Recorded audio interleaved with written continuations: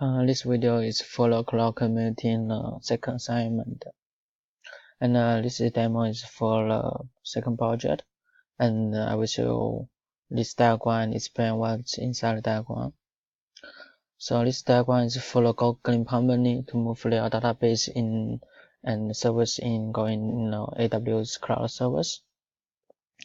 So here is users, and it's internet gateway, and IAM to IAM is identity and access management to manage the users and different group for access the VPC. This whole is VPC, and here is data encryption key. This is bucket. It's for S3 bucket for store the information, document, pictures, and Glacier. Glacier is for not normally used data, so it will keep it for a long time, but not normally used. And the bucket is store information is normally used in short time.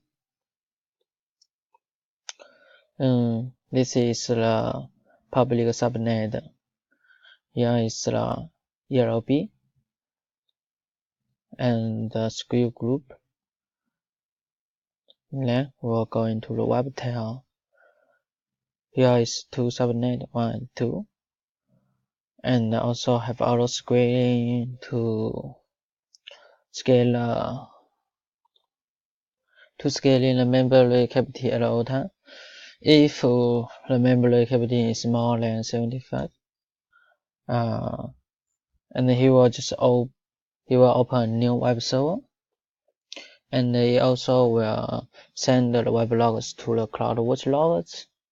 And if they have the 100 HTTPS, they will send an alarm. They will activate the alarm, and the alarm will send email to the application administrator. And here is another, it's the web tag, and they also have a skill group and auto scaling. If the memory and the CPU utilization is more than 90, and another is CPU utilization more than 80, they will start a new app service. Or if both is lower than 30%, they will terminate one current app service. And here is the database. They have two databases. Here is primary database, here is secondary database. So it's for to keep the data security, and the recovery will be easy. This is VPC network address translation gateway, enabled to provide subnet. For example, these two connect to the internet or other AWS source. This is ELB. ELB is automatic distribution incoming application traffic across multiple targets.